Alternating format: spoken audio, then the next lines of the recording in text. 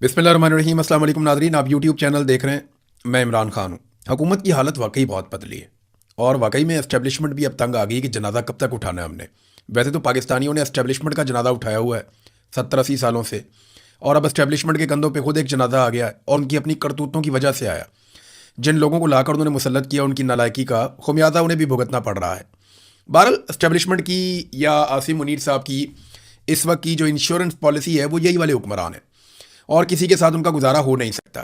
जहाँ पे इंसाफ होगा, जहाँ पे रूल ऑफ लॉ आएगा, वहाँ पे आसिम मुनीर साहब के लिए गुंजाइश कम हो जाएगी, क्योंकि पाकिस्तान में जुल्म और ज़्यादती के साथ ही उन्होंने अपना रजीम कायम रखा हुआ है।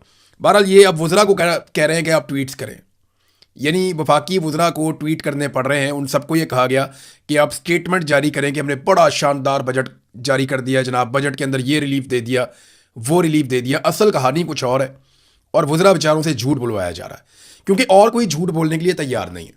PMLN के अपने ज़ाती दानश्वर, उनके अपने घर के सहाफ़ी, वो सारे भी अब थू थू कर रहे हैं और वो ये कह रहे हैं कि आपने बेड़ा गर्क करके रख दिया इकोनॉमी का, हम अब आपका सपोर्ट नहीं कर सकते, अब हम आपको किसी किस्म की सहूलत नहीं दे सकते।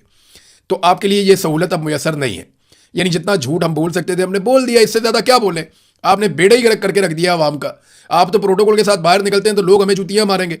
तो अब बहुत सारे ऐसे लोग जो PMLN की बिला वजह तारीफ़ें करते थे वो भी हाथ खड़े कर गए हैं। यानी बिलावल ने, जरदारी ने, इन्होंने भी अपने आप को इस बजट से अलग करने की तैयारी कर ली कि जनाब हम नहीं है, ये जो कर रही है नून लीग कर रही है। एस्टेब्लिशमेंट के टाउट भी अब नून लीग के खिलाफ बोलना शुरू हो गए हैं। तो अब आखिरी हरबा ये था कि वज़रा को कहा गया कि यार तुम लोग तो ट्वीट करो ना, तुम लोग तो सब कहो कि जनाब बहुत अच्छी इकॉनमी, बहुत अच्छा बजट। वज़रा क्या कह रहे हैं? नंबर एक, जो वो जोर लगा रहे हैं इस बात के ऊपर, जंग के हवाले से वो कहते हैं जी जंग में बड़ा रिलीफ दिया पाकिस्तानी कौम को पाकिस्तानी वज़ीर आज़म ने। तो बात यह है कि जंग के दौरान पूरी दुनिया में जो सबसे करीब मुल्क था इस जंग के, ईरान के बिल्कुल साथ पाकिस्तान है ना, तो सबसे ज़्यादा इंपैक्ट पाकिस्तान पे डाल दिया पकड़ के। यानी हमारी पेट्रोल की सप्लाई एक दिन नहीं रुकी। हमारे यहाँ पे वो कह रहे थे जी कंटेनरों टैंकरों के ढेर लगे हुए हैं, हमारे पास माल आ रहा है, कोई प्रॉब्लम ही नहीं है, तेल भी आ रहा है, गैस भी आ रही है, कोई प्रॉब्लम नहीं है। ये खुद वज़रा ने कहा हुआ है। लेकिन इसके बावजूद पाकिस्तान में लोगों को तरसा दिया गया। पूरी दुनिया में सबसे ज़्यादा पेट्रोलियम मसनूआत पे कीमतें पाकिस्तान में बढ़ी, और ये आलमी कीमतों की वजह से नहीं बढ़ी। देखिए, आलमी कीमत में जब इजाफा होता तो किसी भी मुल्क के अंदर पेट्रोल की कीमत में इजाफा ही होता है, लेकिन हमारे यहाँ पेट्रोल की कीमत में इजाफा नहीं हुआ, हमारे यहाँ पे टैक्सेस में इजाफा हुआ था। पेट्रोल की कीमत तो वहीं पे थी, इन्होंने लेवियां उठा के 100 सवा सौ तक पहुंचा दी।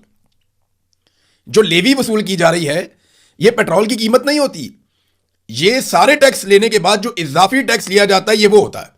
तो इजाफी टैक्सेस जो है वो बहुत ज्यादा इन्होंने वसूल किए। पूरी दुनिया में जंग के बहाने जिस मुल्क ने अपनी कौम को लूटा है वो पाकिस्तान है। तो वज़रा कह रहे हैं जनाब जंग में बड़ा अच्छा काम किया।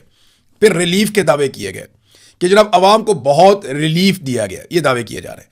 कौन सा रिलीफ दिया अवाम को? जो 200 यूनिट तक के लोगों के ऊपर थोड़ी बहुत सब्सिडी थी वो भी खत्म कर दी गई।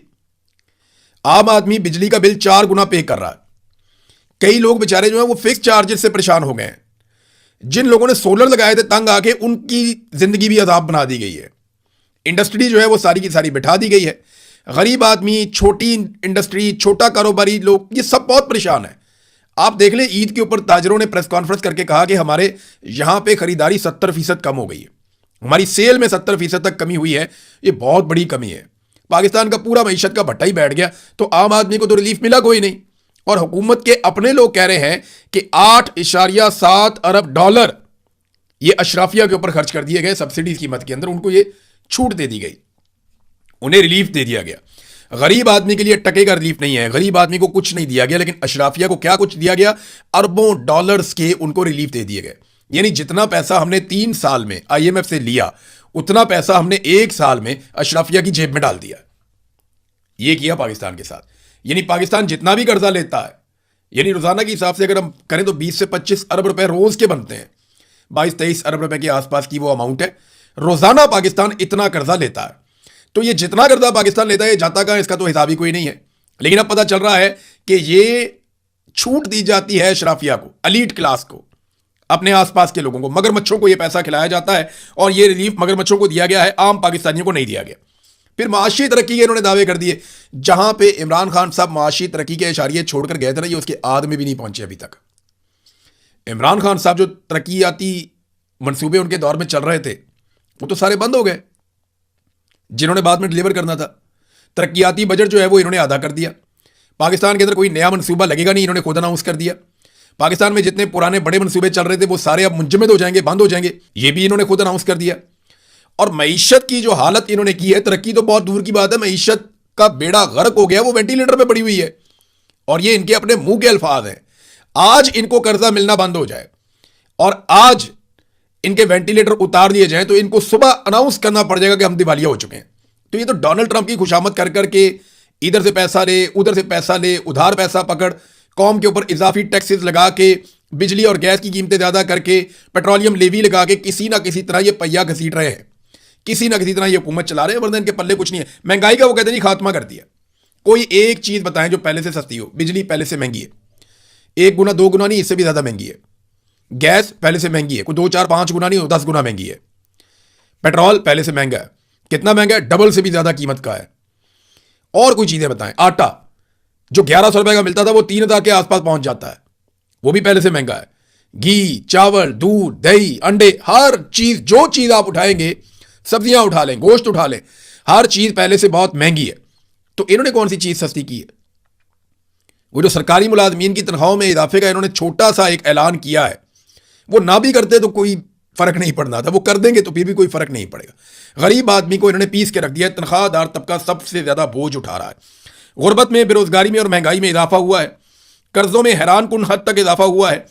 टैक्सों में और लेवीज में इन्होंने भरमार कर दी है। बैरूनी सरमायाकारी पाकिस्तान में लगातार कम हो रही है। पाकिस्तान में एक्सपोर्ट्स लगातार गिरती चली जा रही हैं। ज़राअत की इन्होंने तबाही फेर दी है। लोग खादें नहीं खरीद सकते, ट्रैक्टर नहीं खरीद पा रहे, पानी का मसला बढ़ता जा रहा है। ट्यूबवेल चलाने के लिए भी किसानों के पास पैसा नहीं है। ये पाकिस्तान के अंदर इन्होंने ज़राअत के साथ और सनत के साथ किया है। तालीमी शोबे में क्या किया, ज़रा ये आप देखें। ये तैमूर झगड़ा साहब ने बाकायदा इसको एक जगह पे अनाउंस भी किया है।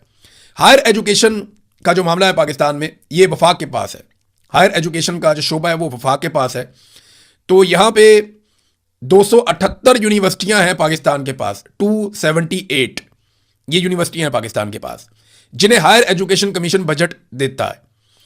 हायर एजुकेशन का जो बजट है 2022 से 2025 तक, यानी इमरान खान की हुकूमत गिरने से लेकर 2025 यानी पिछले साल तक 65 अरब रुपए इसका बजट रहा, उससे नहीं बढ़ाया गया। यानी आखिरी मरतबा जो बजट बढ़ा वो इमरान खान साहब के दौर में बढ़ा, तब से लेकर अब तक ये 65 अरब का बजट ही रखा गया, उससे बढ़ाया नहीं गया। और इस साल भी उस बजट को 65 अरब रुपए ही रखा गया।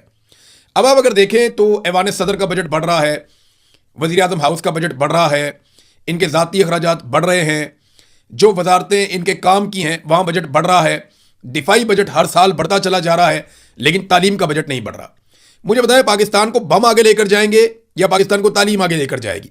आप दिफाई बजट बढ़ाएं, ज़रूर बढ़ाएं, पाकिस्तान का दिफा मजबूत होना चाहिए, बहुत मजबूत होना चाहिए, लेकिन हम आगे तालीम के साथ जाएंगे, हम आगे हुनर के साथ जाएंगे। तालीम के ऊपर आप पैसा नहीं लगा रहे। ईरान ने जो पूरी दुनिया का मुकाबला किया है वो अपने इंजीनियर्स के जरिए किया, अपने डॉक्टर्स के जरिए किया, अपने पढ़े लिखे लोगों के जरिए किया। इस रीजन के अंदर तालीम में सबसे बेहतर हालत ईरान की है। वो कोई ऐसा मुल्क नहीं है जहां पे तालीम नहीं है। इस रीजन का जो पूरा एक डाटा आया, मैंने कल आपको पढ़ के सुनाया, वहां पे नंबर 1 मुल्क ईरान है। सबसे ज्यादा टेक्निकल एजुकेशन हासिल करने वाले लोग वहां पे मौजूद हैं और वहां की यूनिवर्सिटियों में लोग बहुत आला तालीम हासिल कर रहे हैं। तो आपने क्या किया? आपको दिफा के लिए, आगे बढ़ने के लिए पढ़े लिखे लोगों की जरूरत है। तो हायर एजुकेशन कमीशन का बजट वो बढ़ नहीं रहा, वो वहां भी खड़ा हुआ है, लेकिन दिफा का बजट बढ़ रहा है। बाकी बहुत सारे शोबों में बजट बढ़ रहा है। जहां पे कमी है वो क्या है? तालीम में और सेहत में, आम आदमी की रिलीफ देने के मामलात में, या आम आदमी जहां से जिन चीजों से उठता है वहां पे वो बजट में कटौती लगा देते हैं, वहां पे बजट कम कर देते हैं। असद उमर ने एक बड़ा जबरदस्त इसका खुलासा बयान किया पूरे बजट का, और उन्होंने कहा जी crux of finance minister budget speech so far, कि जो बजट स्पीच की है ये फाइनेंस मिनिस्टर ने, वो ऐसा ही लगता है कि my boss is great and his boss is even greater and Trump likes both of them allot. वो कह रहे हैं जी कि मेरा बॉस जो है ना वो बड़ा अजीम है और उसका बॉस जो है वो उससे भी ज़्यादा अजीम है, और ट्रम्प जो है वो हमारे दोनों बॉसेस को बहुत पसंद करता है। बस यही है कहानी लग रही है बजट स्पीच में। यानी मैं वो पढ़ रहा था बजट स्पीच, उसमें जनाब फील्ड मार्शल की तारीफें हो रही हैं भाई, आर्मी चीफ की तारीफें बजट स्पीच में कहाँ से आ गई भाई? वो एक बजट है, एक ऐसी दस्तावेज है जिससे अपने पाकिस्तान को चलाना है। वह मईशत की बात करें, आप बताएं अपने मईशत के अंदर कौन से अहदाफ हासिल किए, फिर आप बताएं उन अहदाफ से अगले टारगेट आपके क्या हैं, कौन से टारगेट आपके पूरे हुए, कौन से टारगेट आपके पूरे होने हैं। जो उठता है वो फील्ड मार्शल की तारीफें शुरू कर देता है। वो ऐसा लगता है पूरा निज़ाम फील्ड मार्शल के जूते पॉलिश करने के ऊपर खड़ा है।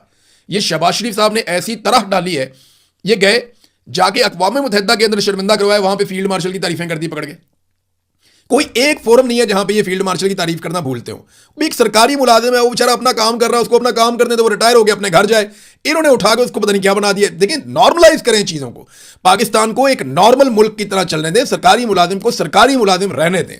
یہ جو چیزیں ہیں انہوں نے ہی پاکستان کو ہمیشہ نقصان پہنچایا. پھر ڈکٹیٹر آ جاتے ہیں یہاں پہ، لمبے لمبے عرصے تک بیٹھے رہتے ہیں، پھر اٹھتے ہی نہیں ہیں.